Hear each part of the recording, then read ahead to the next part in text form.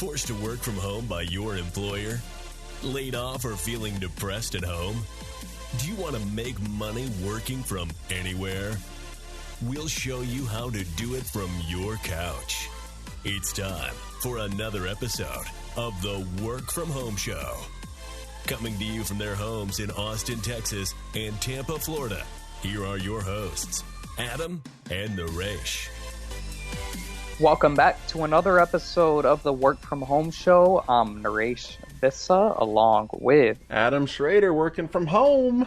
Working from home, recording from home. And Adam, how's it going today? What's Today's been been a on? good day. Today's been a good day. Gonna get a lot of stuff done today. Good. I've already gotten a lot of stuff done. I just finished reading a story to my 10-week-old son. I'm sure he loved it. And he loved it because the story was about his mommy and daddy and how they found love and how they got married. Yeah. It's actually, our wedding was featured in a magazine, and they wrote an entire piece about my wife and me and our dating lives and our family and this and that. So I was like, you know what? Let's take a break from the children's books and show him because the magazine has great pictures from our wedding. So I was like, let's show him our wedding. Let's show him, what his dad's name is, what his mom's name is, and how cool we were before becoming parents. All right. I'm sure he took it all in.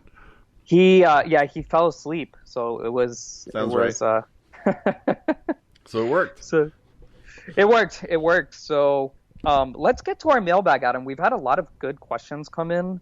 Awesome. Hello@workfromhomeshow.com. Hello@workfromhomeshow.com. Yeah, our 18 listeners they're really loyal. They've been reaching out via Facebook. They've been reaching out via email, social media. That's because our 18 have company, man. Yeah. We have guests. We have guests outside our regular crew. Yeah, I know. Yeah. So let's get... Remember, we're a nation. We're a nation. We absolutely are a nation now, and we need to lead our nation during these times. So one of the members of our nation reached out. His name is Luke, and he emailed us. And Luke said, "Good afternoon, fellas. I have been recommending your podcast to all of my customers this week." Which all of you should be doing. Yes, absolutely. Not just your customers, but your friends, your family, your kids. If you have a 2-month-old, should be a listener. Never too early. Never too early to start working from home. You could put him to work. He's at home anyway, so I haven't quite done. He's not ready, my son. So Luke goes on to say, many of them have been forced to quarantine and they are trying to stay productive. I have been working from home since I started my business 3 years ago, and through much trial and error, I have figured out a few tips that have allowed me to be much more productive. These tips allowed my business to scale from $3,000 per month. And by the way, I'll say that's actually a pretty good cash flow from home, $3,000 per month, depending on how many hours he's working. But that's a lot of people in this country would be okay with that. Yeah. But he says, I was able to scale from $3,000 per month to over $175,000 per month. You can live on that. Without hiring anyone. Holy smokes, Adam. I could live on that. I don't know about you. That's awesome, Luke. That is really awesome. And I want to let all our listeners know that if you have a success story like this, working from home, or if you were inspired by us to start a home-based business and want to share how it's going, reach out to us. hello@workfromhomeshow.com. We'd be glad to read it on air. But going back to Luke, he went from $3,000 per month to $175,000 per month without hiring anyone. So he scaled his business without even hiring any contractors or vendors or full-time employees. Adam, have you ever heard of a story like that? No. I would like for that to be my story, but I haven't heard that. Yeah. Well, you know what, Adam? I think we should get Luke on our show. What do you say about that? I'm game. Okay, let's do it. He left his phone number in Skype, so let's get him on the show. I mean, what better episode than to interview one of our listeners? Let's do it.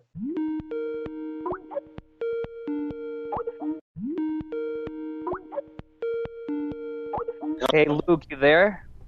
I'm here. Can you hear me? Yeah, Yep. Awesome. Welcome to the Work From Home show.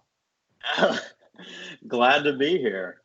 Yeah. So we were just reading your feedback on air, and we are like, man, we need to reach out to Luke because your story in the 2 sentences that you gave us is pretty incredible. And I think our listeners, you are one of our listeners, but I think our other listeners would learn a lot from you. So Luke, tell us a little bit about who you are, your background, how you got started working from home. So I started my company, I guess it was about 5 years ago. And when I first started it, I came from an office setting. So I was used to the kind of the cubicle life.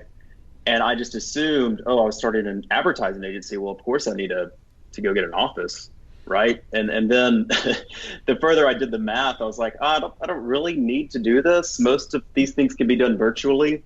Most of the things I need to get done can be done online. So it'd probably be a lot easier if I just did it from my home. So I've never had an office since I've had Yellowhammer. So that was a few years ago. And so it's been a lot of trial and error. I mean, the first few years, I definitely made every mistake you can make from working from home. And from those, I really learned not only what to do, but what not to do. So I've kind of narrowed down a few things to make people more effective. And it's funny that because of this podcast, so to give you how I heard about you. So the Friday before last, I sent an email to all of my customers because I work with mostly doctors' offices, wellness clinics. And I knew that most of them were going to be forced into a situation where they had to send everyone home. And so I sent an email out. I said, look, this is a few things you can do to make yourself more effective. And they said, great. Do you know of any podcasts about working from home? And I was like, there's not any podcast about working from home. So I literally went to the iTunes out of my phone and I was like, working from home. And I was like, holy cow, there's actually podcast on working from home. So we're the only one. There's only one. Right. And we just started 2 weeks ago when you looked up on your phone. Good timing. Wow. Yeah, I'd say. And it's a great, because I literally typed in working from home. And it was the first thing that popped up. And I was like, because I mean, there's so many podcasts out there and I listen to so many. I'm sure you guys do too. And I was like, let me check this out and see if these guys know what they're talking about. So I clicked on it and I listened to the first one and I listened to the second one. I was like, these guys, yeah, I can definitely recommend this. So I sent another email out the following Monday and I said, hey, this is these guys have short episodes, great information, how to work from home, things you can do to kind of get more effective and make the transition a little bit easier. And then one of my customers said back, why don't you go on that show? And I was like, I didn't even think of that. That's a great idea. So why don't email these guys? So I emailed you, I guess it was last Tuesday or Wednesday, and here we are. So I appreciate you taking the time to speak with me. Absolutely. So Luke, this is Adam here. We're looking at video of you here. Is that a picture of Warren Buffett behind you? Oh yeah, that's Warren. So can you tell us about why, was he an inspiration for you in your business career? Oh, absolutely. Yeah, absolutely. One of the first books I read out of college is called Poor Charlie's Almanac. I'm not sure if you're familiar, but his partner, Charlie Munger, wrote it. So I've always followed Warren Buffett. He has some very sound advice. It's funny, in my emails, I always put one of his quotes at the bottom. And one of his most famous quotes is to be fearful when others are greedy and greedy when others are fearful, which I think right now, that applies better than it ever could because, there's so many people out there that are fearful, that are being reactive. But it's really an opportunity, especially if you're working from home, if you're doing things the right way, it's going to set you up, especially if you're going to be doing it for an extended period of time, to really set you up for success. So yeah, Warren Buffett, he's my business hero. He's a good guy to follow. If I could just, learn a little bit from him, then I'd be doing pretty well. Absolutely. So what is you started out, you said, in getting about $3,000 a month. Was that just because you didn't have many clients, or how did you start your business? And you also said you made a whole lot of mistakes when you started. So kind of walk us through the early phase of your business. Sure. So I started, like I said, about 5 years ago. So what I do is I do direct mail marketing. I do old school advertising. And it sounded like a dumb idea at the beginning. The reason I started it actually was I found an opportunity for a car dealership was looking for somebody to write some ad copy. And I used to do that at my old job. And they said, well, do you know anybody that can print this? So I found somebody that could print it and basically became their ad person. And I ran the numbers about how much I can make off of one. And I said, well, if I can just get a few more of these car dealerships, I can make quite a living and kind of make my own hours. So that was kind of the road I decided to go originally. And I'm in Birmingham, Alabama. So I went to some of the local car dealerships, and that worked a little while, but it was more labor intensive. And it was more when you had a client that's that big of volume, they all think that you work for them and that you're that's the only person that you work for and that's your life. But I started working with some wellness doctors that would do seminars. So they would do seminars for like type 2 diabetes, people with thyroid issues, people that want to lose weight. And I started working with one in Birmingham. And I said, oh, this is much easier to quantify because I can run a campaign and it ends right now. It's not like a trucking campaign or, where they every different month, this is truck month, this is so-and-so month. And the ad copy changes. I can do a weight loss seminar and I can have the ad the exact same, but switch someone's name out. It doesn't matter if you're in Birmingham or if you're in Buffalo, Austin, Tampa, wherever you are. It pretty much applies. You just change the name on there. So I realized, I can scale this one a lot easier than going around to these different car dealerships. So that's really what allowed me to go from making a little bit of money to a lot more money.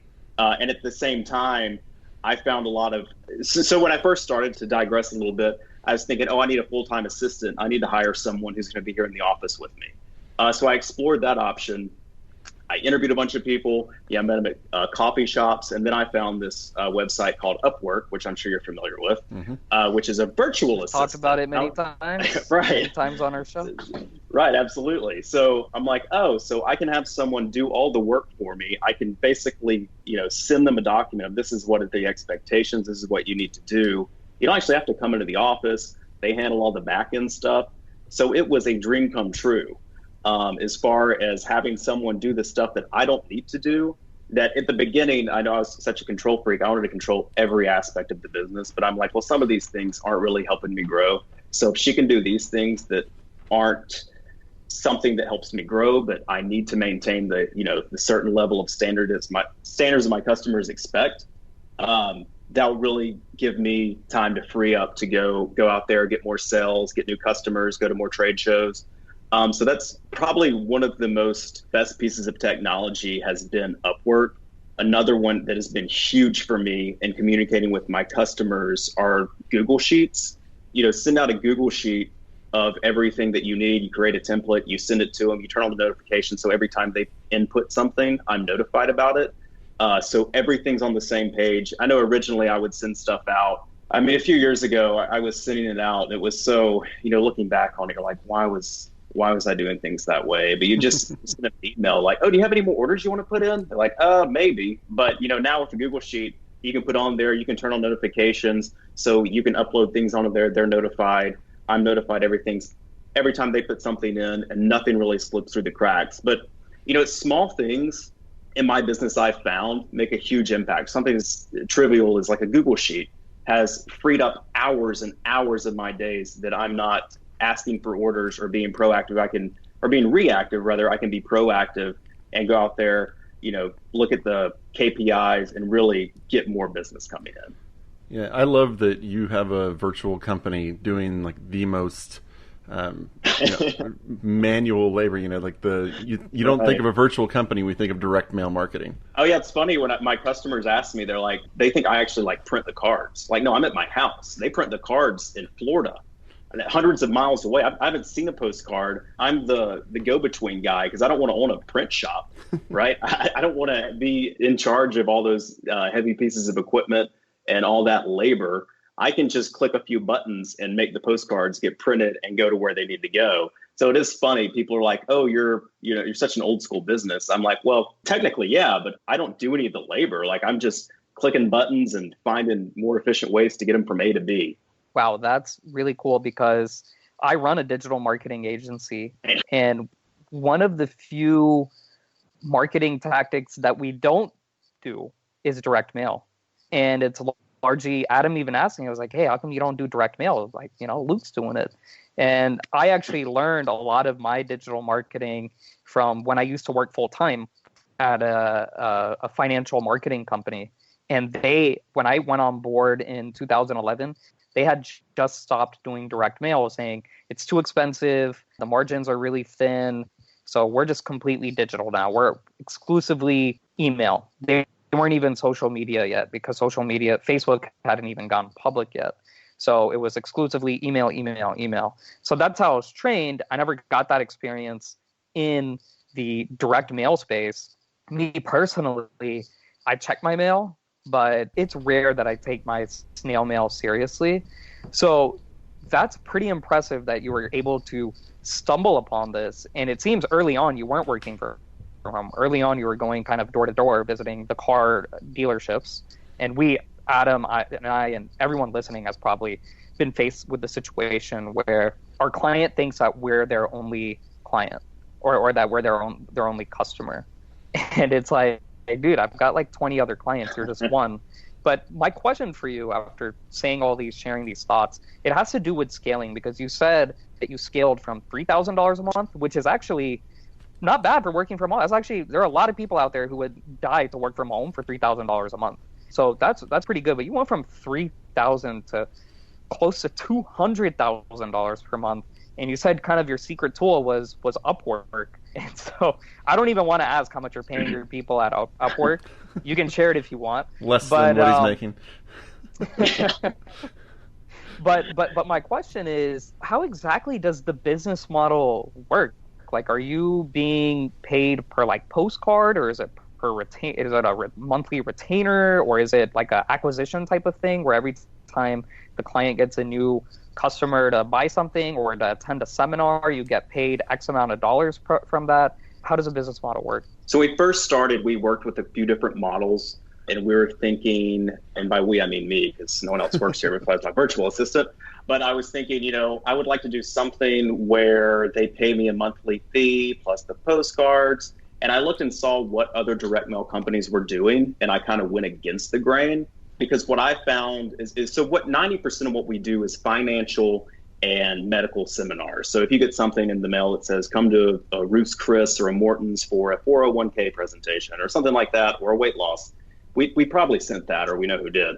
But so we get paid for every postcard that goes out. So if we send a postcard out and we run through the numbers on the front end with a new customer of what they're going to pay us and what they can expect to get in return, and the way we quantify that is how many people are you going to get in front of for this marketing cost. So if you spend $1,000 or $2,000, you might get in front of 15 people, you might get in front of 30 people. But since we've done this so many times and we know what templates work the best, what postcard templates work the best, we can come down to a pretty close science where now we actually say, how many people do you want to get in front of? Because if they only want to get in front of 10 people, well, they don't have to pay as much as if they're trying to get in front of 30 people. So we've really, the more we've done this, it's a pretty exact science at this point. But to answer your question, so they pay for every postcard that goes out, and then we kind of quantify things on, well, this was your, cost per lead, or this cost per physical person, because I know you're in the online marketing, so there's different ways to quantify leads, and sometimes a lead, they aren't all created equal. I mean, some are better than others. So we like to quantify things based on how many leads they're getting, how many physical people they're getting in front of, and we charge them for what we actually print. So if we print something, they're paying for it, and then I'm paying for it, and I'm marking it up a little bit. That's what I call a modern day kind of millennial 21st century business model, because the previous business models were more about, hey, just pay me all this money and we'll do the work. Like you said, that's what the grain is doing. So to go against the grain, now you're putting the money where your mouth is and saying, you know what, you only pay us for what we do. For if we print 50 postcards, you only pay us for those 50 postcards plus X amount of dollars on whoever signs up for the seminar. How are you going about finding these mailing addresses? Is that publicly available on the internet or state databases? Absolutely. So what we do is, if they're looking, usually they're looking for somebody pretty specific. And when it comes to specificity, kind of the three big things for what we do, to be successful is their age, their income, and where they live, because you don't want them to live 30 minutes away. I mean, they might come to your seminar, they might come to your office, but statistically, they're probably more likely to come if they're 5 or 10 minutes away, and if they have the same age and income. So what we do is we go online and we'll buy 5 lists from 5 different data companies. And what we do is we cross-reference to make sure they're on every single list. Of course, it's not a perfect system, but if we just bought one list, that would be cheaper. But statistically, it'd be more likely that it's not a great lead. So if they're on every single list, then we know that they're most likely to be the right age, the right income. And that really is what is, from what we found for working with seminars, for whether it's medical or financial, the 2 big things you're looking at is how old they are and how much money they got. Because, there's a million other factors. You can get into the weeds on things like that. But if you get those 2 things right, you're going to, 9 times out of 10, you're going to have a good turnout. So you mentioned when you first started, you were going out and finding new clients by going, lot to lot, basically.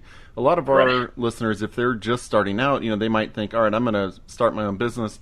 My first client might be my old employer because, they obviously know what I can do. How do you go about now finding new clients to take on, and what are your recommendations for kind of how to approach new businesses to sell yourself? Because, obviously you're a one-man crew working from home. Do you pitch that any differently than you would if you were a part of a bigger group? So when I did start out, I was literally knocking on doors. I was basically a door-to-door salesman at car lots, because that's what I had heard. I'd been told from other people, that's what you got to do. But what I found was, if you can get one good customer, so I still only have one customer that's in the whole state of Alabama, and I worked with her, and I really built that relationship up for a few months, where if she needed something, basically she was at the time my biggest customer, and I basically was at her beck and call for a little bit. But what I asked her, I said, is there anybody else that does this? Because I was so naive at the time. I was like, I didn't know other people do seminars, because you don't know what you don't know. But she said, yeah, I got a friend who's in Michigan who does the same thing. We went to medical school together. I said, that's great. So I called her friend in Michigan, and she said, don't tell me, let's work together. Farrah already told me how great you are. And so that was, a warm lead, and I built her trust up, and it really grew like wildfire, because, if you get in one ecosystem, or it's almost like an echo chamber, these people talk to each other, and that can be a really good thing or really bad thing. But something Warren Buffett says is the best sell is a great job. So what I've always tried to do is treat every customer like they are my only customer. Now, I can't do that from a time perspective, but when I do talk to them, whether it's on a Zoom call, a Skype call, the phone, or email, I try to make sure that they know that I'm very appreciative of them. If they need anything, here's my cell phone. Feel free to text me. They never text me, but it looks nice. Kind of go that extra step, and they know that, this guy really means it. And I do go to a good number of trade shows. I think this can be very hit or miss, but some of the conventions I go to, when I'll see my customers in person that maybe I've never met.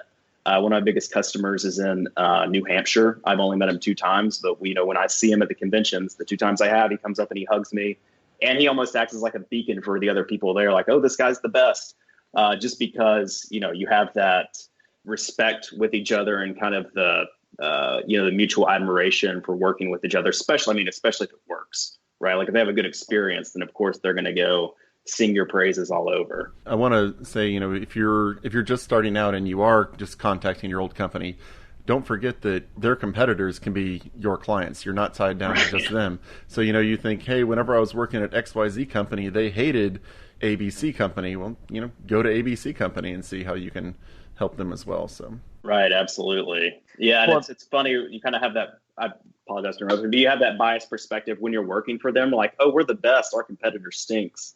But then when you kind of look at it from the other side, you're like, maybe we weren't doing everything the best way. Maybe that competitor was onto something there. So it is funny how you look at things changes from where you're sitting. Well, that's exactly how I got Christian Media and Marketing started in 2013. My first clients were my former employer's competitors. So it was great because I worked at the industry leading company. And so when I went out on my own, the competitors were like, can you help us? You worked at that company, and they have the best copywriting, they have the best tech people, they have the best marketers. So yeah, we want to hire you for projects. So that's how I was able to get my first client. I didn't have a non-compete per se. A lot of companies will force you to sign some kind of non-compete for like 3 years, 4 years, which are just absolutely ridiculous. But if you don't have a non-compete, then you can certainly do that. Now, Luke, can you tell us what you do on a day-to-day basis versus what your VA does? And how many hours overall per week do you work?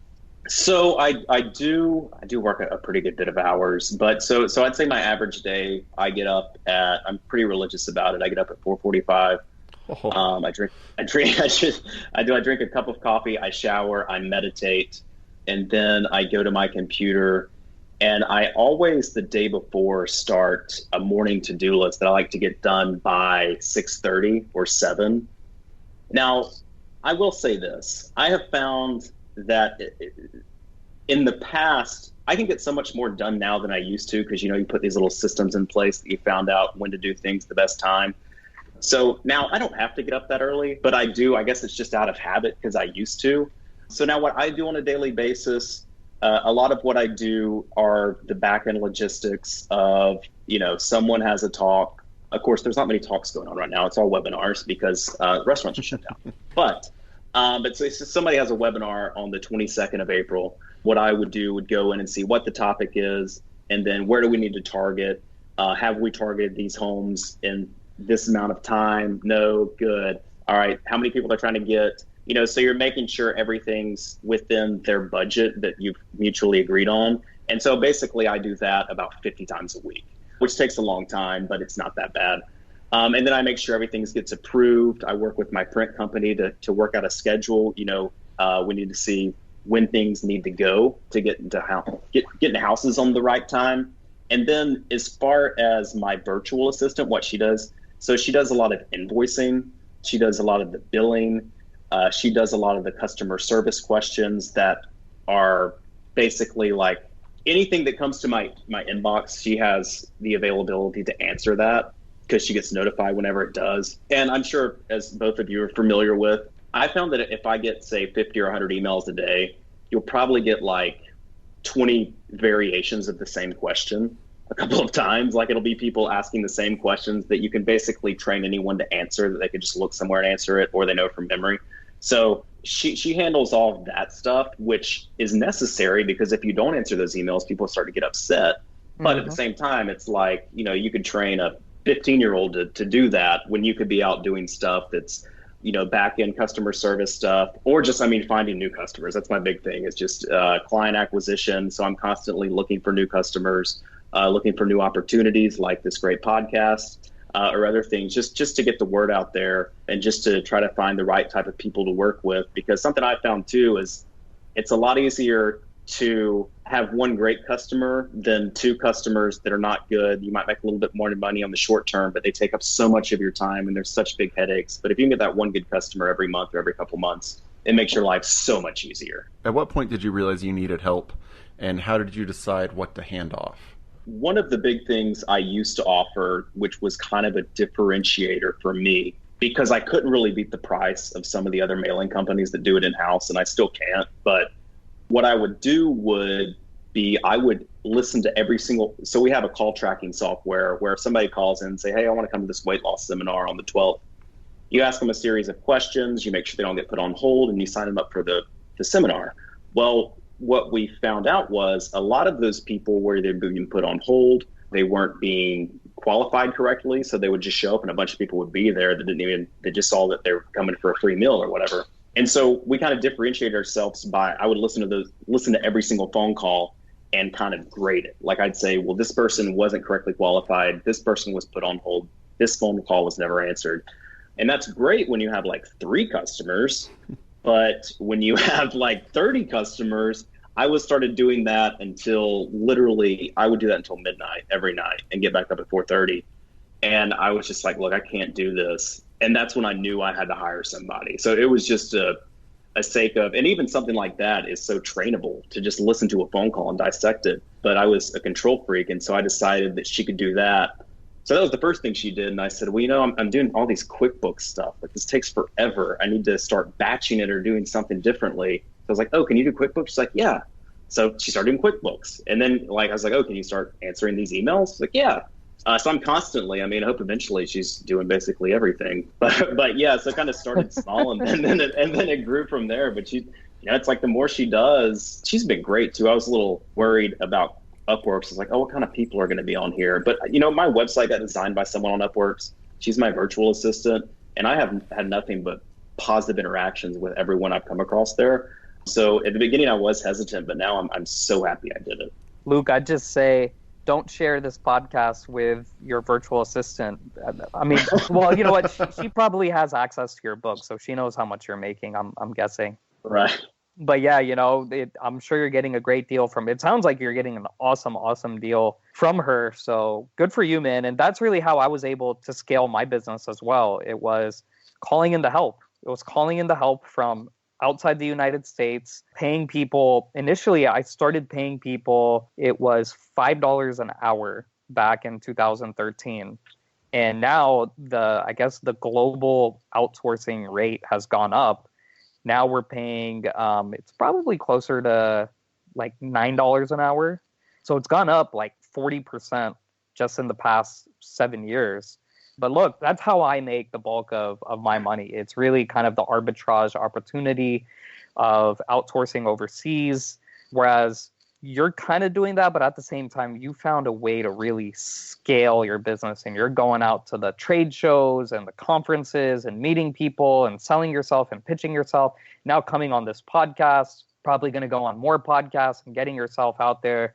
It really requires, if you want to start a business from home, even if it's not a digital, what's cool about your business is it's really not digital. It is digital in that you can work from anywhere, but the actual product itself is not. We're talking physical seminars, physical postcards that are being sent out.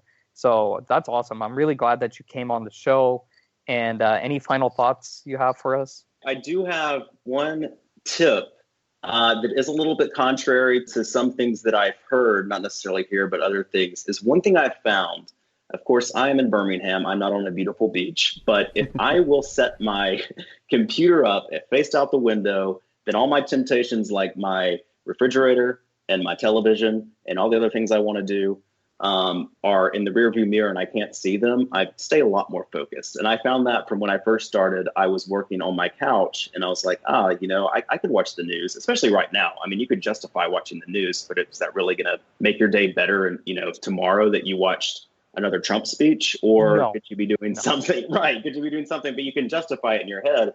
But if you're looking out the window or you're just looking at your computer and there's not a TV there or there's not a refrigerator, I found that I'm much more likely to not use those distractions when I don't have to look at them. So that was one tip I told my customers. All right. So final question here. Whenever people start out, if they're going and making their own business, or, you obviously have the potential to think of yourself as a fraud because, you don't have a big company behind you and you're afraid people are going to look at you and think, oh, he's just a small person. How can I prove myself that I'm as good as them? Did you ever have the concern or the belief, or not belief necessarily, but the fear that you would be seen as a fraud? And how did you come over that if you did? Yeah, so I did, and I think to some extent I still do a little bit. I always say Yep. we. I always say we. I never say me because one, I don't want that to come off as arrogant. But two, I always think, I wonder if they're going to question, like, what if he gets hit by a bus? What's going to happen? But you'll never hear from us again. Right. Yeah. I know there is, I think a lot of people struggle with that imposter syndrome, but at the same time, so I walked into one of my competitors before I started just to see how they do it. And they own all their equipment. They have this huge office, probably costs millions of dollars. And they have two secretaries that face a door where they have never met one of their customers. So it's like, I can't help that they're doing things that make no sense. It makes no sense to do some of the things. I think a lot of businesses, especially that started 30, 40 years ago, they still do things today that they just do because that's how they've always done them. Yes. And don't even consider working from home a possibility, when in reality, everyone can be so connected now. Mm-hmm. Why do you have to drive an hour commute? You get there, you're upset, you're going to talk to everyone in the office. You probably do an hour of work in 8 hours, or at home, you're your own boss and you kind of have to answer to yourself. And, I don't work for a huge company, but, I know we all have, and we work for ourselves. And at the end of the day, all that really matters is how much you accomplish. And you don't have to drive to a big fancy office and see 20 people and have a secretary that brings you coffee to do that. I mean, now you can do things a lot more efficiently, and you can wear sweatpants all day. So, I'm wondering if this event globally is going to make some people reconsider, are we doing things just because we've always been doing them that way? Or are they really efficient? And I don't know the answer to that, but I think a lot of people, I'm hoping so, because I think a lot of people are like, oh, why did I have to drive 30 minutes in traffic, get there and be upset the first hour about somebody that cut me off in traffic on the way over here, and I have to talk to my, the water cooler talk for 30 minutes. It's just not efficient, and we're paying this huge bill, and we have all these liabilities of harassment, and we can just do all this online and not have all this overhead. So, I think in 10 years, maybe 5 years, maybe 1 year, people will be looking at people like us and be like, oh, maybe those guys aren't frauds. Maybe they actually were onto something. They had it right the whole time. Right. Well, you're absolutely right. And this is why we started our show, the Work From Home show. It's because we saw what was going on with Wuhan virus, COVID-19, and how businesses, tens of millions of people in the United States, hundreds of millions of people worldwide, maybe even billions of people worldwide, we don't know. All of a sudden, we're told, hey, you can't come into the office tomorrow. You're going to start working from home. And you brought up your competitor. I guarantee you, your competitor had to tell their employees, hey, you got to start working from home. And they probably didn't even know how to do it. It took them at least 2 weeks to figure it out, because they had been so used to those two secretaries in the office and so used to doing business a certain way. And you said you didn't know the answer to the question that you asked, but I can tell you, when we come out of this, the companies are going to realize, holy smokes, Luke has it right. I mean, Luke is that one-man shop in his home on the beach in Birmingham, Alabama, and he is getting the results, he's getting the productivity that we, as a 20-person company with these nice offices and two pretty secretaries giving us donuts, he's got the exact same output as we do. And they're going to start realizing that, because before they had an excuse of thinking, oh, business is fine, things are good, we can just keep doing what we're doing, I don't need to make more money. But now they're like, whoa, like our business got hurt now because we weren't prepared to work from home, whereas Luke was all these years. And so your industry is going to change, every industry, not just the postcard marketing space or the seminar space. Every industry across the board, from the restaurants who've been shut down for the last 3 weeks and doing delivery only, who didn't go on DoorDash or Uber Eats, to the tech companies, oil and gas companies, who's struggling because the demand for oil and gas is so low. People aren't driving right now. People aren't flying right now. Every industry imaginable is going to be changed by this. I completely agree with that. Awesome. Well, Adam, anything else that you have? No, I just want to thanks for coming on, Luke. Really appreciate it. Oh, pitch your website, of course. Oh, yeah. It's Yellowhammer Marketing, LLC at Gmail. I really appreciate both of you having me on and what you're doing, especially right now. I mean, people are looking, everyone that knows that I work from home, even friends and family that don't even really know what I do, they're like, so how do you work from home? So I think what you're doing is so valuable, especially right now when businesses don't really know how to tell you to work from home because they've never done it. So what y'all doing is it's just invaluable at this time. So I really appreciate it. Y'all keep up the great work. So that's yellowhammermarketingllc.com.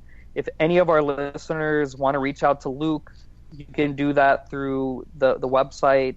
Also, if you need help with your postcard marketing, your seminar, your physical seminars, reach out to Luke. Let's help out a fellow listener. That's what we do here.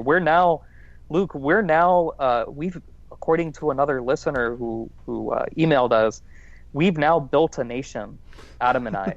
And so as leaders of our nation, we want to help those who are a part of our nation. And you are a part of our nation, Luke. So reach out to Luke, yellowhammermarketingllc.com.